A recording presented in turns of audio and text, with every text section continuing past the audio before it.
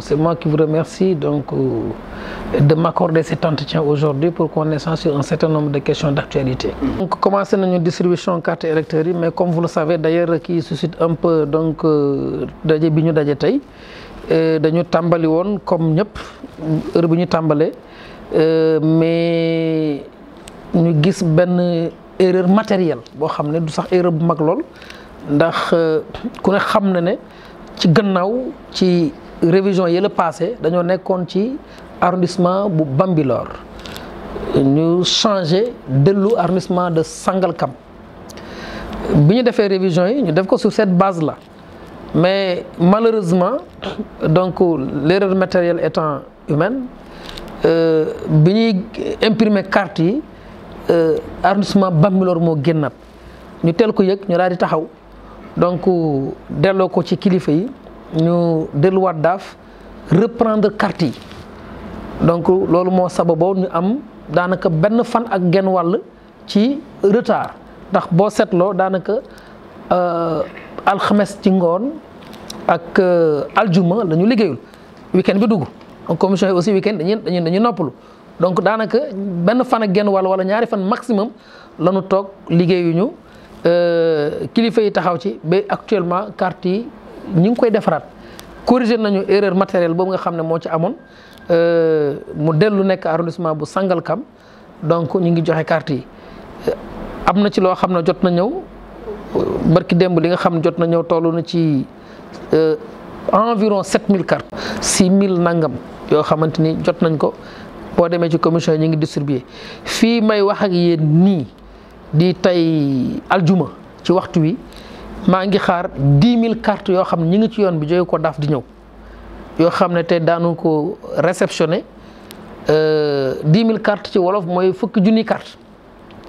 yoo xam ne ñi ngi ñëw daanu ko réceptionné ci kanam trier ko commission bu nekk la mu war a jël mu jël ko ñu dem donc noonu la daan demee jamono bu nekk révision distribution dañuy joxe carte yi di ñëw jamono bu nekk ñuy réceptionné di yóbbu ci commission yi ñuy joxe nit ñi di jot seen carte donc rythme bi reprendre na normalement commission yi ñu ngi fonctionné mettre nañ en place commission yi fépp foo xam ne war nañ faa mettre en place commission donc la distribution mi ngi dem ni mu war a demee fii ci arrondissement bu Sangalkam. waaw ñun ay sénégalais lañu donc dañuy wax ne tombé mooy waral ay gaaf administration li ko war xam na ko nekk ca keneen itam la muy nekk mu ne ca mu tombé ak effectivement ñu manifester def manifestation yoo xam ne ni pour loolu la mais ça n'a rien à voir te wax naa leen ko itam ne leen carte yi du ma leen wax ne leen bés sangam wala waxtu sangam wante li nga xam ne mooy administration ba mbir mi ñu xamee ko ba léegi wax naa leen ko sa kanam la woon du sous-préfet du préfet du gouverneur du ministre du directeur général kenn ku ci nekk la ca aju ci yow d'arrache-pied yaa ngay taxaw di daw léeg-léeg nag doomu aadama dafay xaw yàkkamti xëy na moo tax ay jeunes génn di manifester waaye yàlla dogal manifestation ba yàggul ñun ñoo ñëw fekk leen ci terrain bi wàcc wax ak ñoom communiquer ak ñoom ñu dégg ñu xam li ñu leen wax ñu daal di bàyyi kenn ku nekk ñibbi këram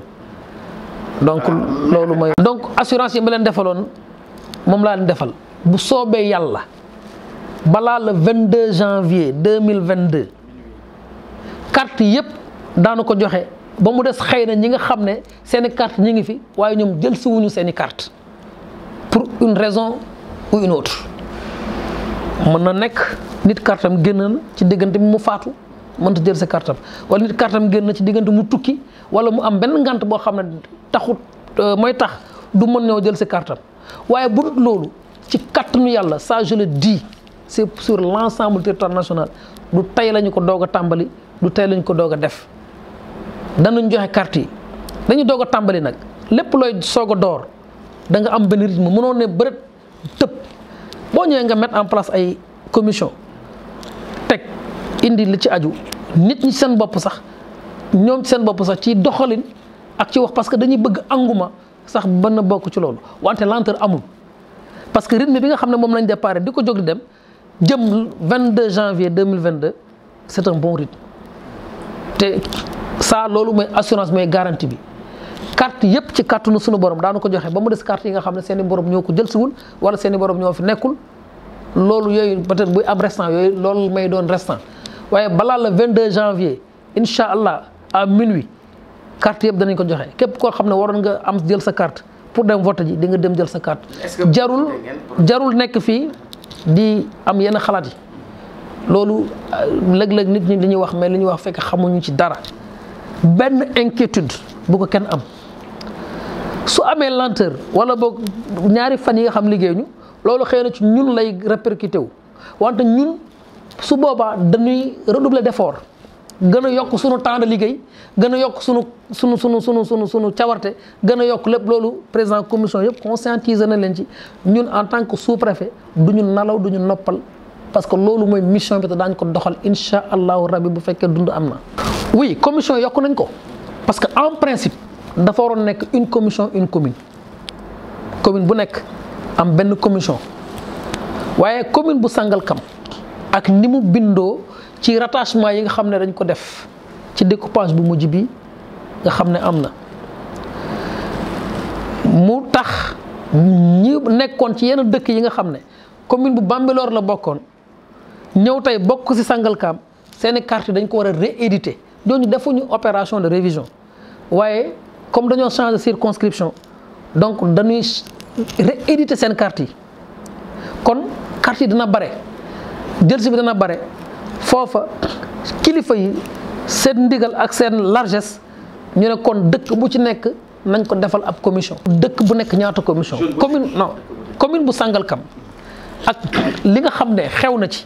nga xam ne ñu bëri ci dëkk yooyu ñu rattaché nouvellement dañ leen a war a changer seen carte rééditer ko parce que dañoo changer circonscription commune Sangalkam yow dafa waroon am benn commission. mais dëkk yooyu bu ci nekk am na donc commune Sangalkam ñëw am juróomi commission muy Sangalkam Médina Thioub bi nga xam ne commune Jaxaay la bokkoon léegi mu ñëw bokk commune Sangalkam Kër Mbaba Gissé Kunun ak Kër Ndiayloo donc mu nekk juróomi commission pour commune bu Sangalkam cela veut dire que amul benn inquiétude juróomi commission ci commune bu Sangalkam loolu carte yi bu ñëwee rapidement la nit ñi aussi du ñu déplacé wu parce que kenn ku nekk circonscription ba nga daan voté fa ngay dem jëli sa carte loolu yombal la te kilifa yi ñoo joxe ndigal loolu parce que xam ne dañoo war a dox ci service askan wi bañ leen a sonal mu nekk une innovation de taille boo xam ne ni c'est encore rapprocher l'administration des usagers. loolu kon mooy li kilifa yi tëral te ñun noonu ko kilifa yi tëralee daanu ko appliquer noonu à la lettre incha allah ba ñëpp jot seen carte sans difficulté. tous les sous-préfets du Sénégal je dis pas moi-même tous les préfets du Sénégal tous les gouverneurs du Sénégal sont tranquilles dans leur tête parce que sont conscients de la mission qui leur sont assignée qui leur est assignée autant pour moi li nga xam ne moom lañ leen sant képp kuy administration territoriale ministère de l'intérieur. en tout cas képp koo xam ne aju nga ci organisation élection yi esprit tranquille nga am pour organiser élection yi ni ñu ko daan defee. amul benn favoritisme amul benn pression. mënul am. amul benn pression. amul favoritisme amul pression mosul am te du mos a am te jéemu la am loolu il faut que les Sénégalais soient tranquilles loolu mosul am amul te du mos a am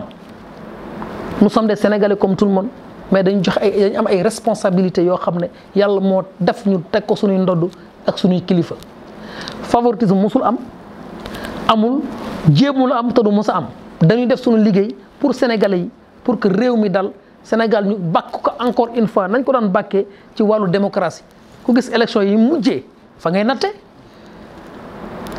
booy natt da ngay natt ci li nga xam ne passé na fi du dëgg bu fekkoon li fi passé dafa amoon nu mu demee ñu jéem a dute waaye wax dëgg yàlla ay la yéwén li ñu mujj élection yi ñu mujjee élection bu mujj ñëw rek gën a baax depuis l'an 2000 nous sommes dans le processus électoral mais depuis l'an 2000 à maintenant élection bu mujj ñëw gën a baax kon bii passé nga xam dañ ci tagg Sénégal kon ñëpp dañoo war am njortu ne bii di ñëw nii ci lañ nar a gën a tagg Sénégal y a aucune raison ñuy inquiété wu parce que li fi jaaroon lépp rafet te noonu lay demee incha allah. parce que il faut pas ñu jaxase y a le maire, y a le candidat. Dama am relation ak maire. Je suis le représentant de l'État auprès des maires de l'arrondissement de Sangalkam. mu nekk rapport professionnel boo xam ne kenn ku ci nekk ci ñun yaa ngi koy doxal na nga ko war a doxalee di ko assumer en plénitude ci dara manqué wu ci. ña ngay taxawee seen taxawaay man itam en tant que représentant de l'État maa ngi taxaw sama taxawaay loola du dañ bi ci des candidat yëpp lañ yemale. noonu lañ ko doxalee yéen ñëpp fekkee ngeen chaque jour yéen a ngi gis amuñu kii wala kële nous sommes là pour la République donc amuñu benn xaj ak seen administration reste l'administration c'est la neutralité l'administration elle est neutre elle est à égale distance à tous les candidats et à tous les niveaux y a absolument rien dara amu fi. donc neen loi bi def découpage du loi moo koy def président de la république moom la constitution jox prérogative mu tëral circonscription administrative et collectivités locales yi ci décret président de la république jël na décret arrondissement Sangalkam bi nga xam ne moo nekkoon arrondissement bi depuis locaux yi nekk fi sous-préfet bi nekk fi logé fi di fi liggéey ñu jëlaat décret pour dindi ko te loolu président de la daf ko def conformément aux dispositions constitutionnelles yi nga xam ne am na ci prérogative def ko itam pour gën yombal mbir mi donc c'est constructif pour lu gën a baax la te gën na baax donc loolu effectivement parce que décret bi publié nañ ko au journal officiel man installé waat nañ ma en tant que nouveau sous-préfet de l'arrondissement de Sangalkam sama cachet sous-préfet Sangalkam moo ci ne sama lépp sous-préfet Sangalkam moo ci donc l'arrondissement de Sangalkam est bel et bien effectif. na benn conseil municipal bu changé fii amul toutes les communes sont les communes benn commune disparaîtrul benn commune jógewu fi maire yaa nga fa ña ngay exercer. mais limitation bi mën nañ wax na effectivement. non limitation bi du conseil municipal bi donc ab commune bi ni muy tëddee. nee naa la loolu président de la république moo am prérogative tëral commune ne fii moom commune bi fii la yem fii la tàmbalee décret ça c'est le président de la république ce n'est pas la loi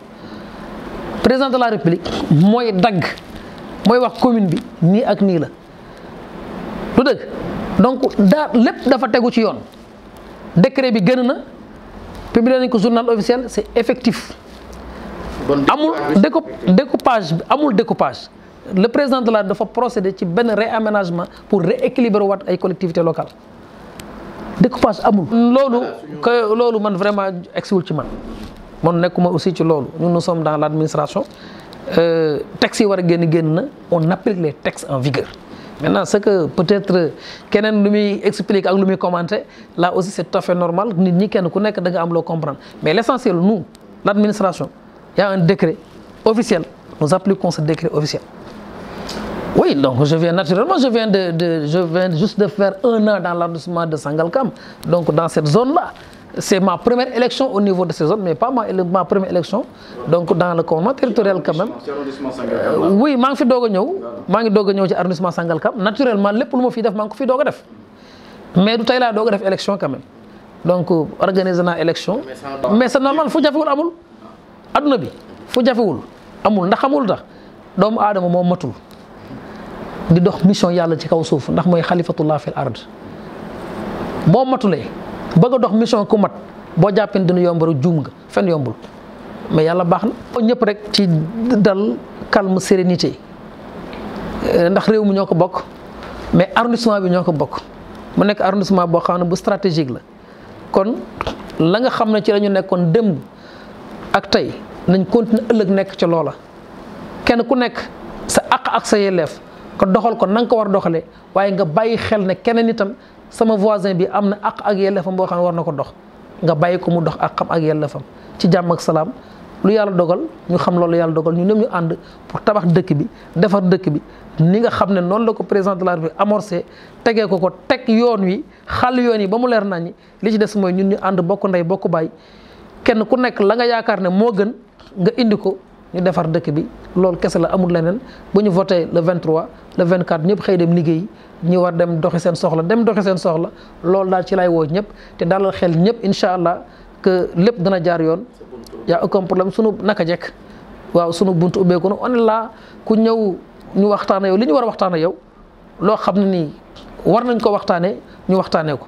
loo xam ne war nañ ko def ñu def ko pour jàmmi askan wi jàmmi réew mi pour ndamal réew mi ndamal gox bi ndamal arrondissement. donc li fi nekkoon lañu ne campagne électorale c'est organisé par le code électoral donc on respecte li nga xam ne code électoral bi wax na ko texte yi nga xamante ñoo fi nekk ñëpp nañ ko respecté ñun à chaque fois donc plénipotentiaires yeeg ñëpp dañuy daje ak ñoom à travers des réunions de comité électoral ku ñëw aussi ñu recevoir la on échange surtout j'invite également les acteurs politiques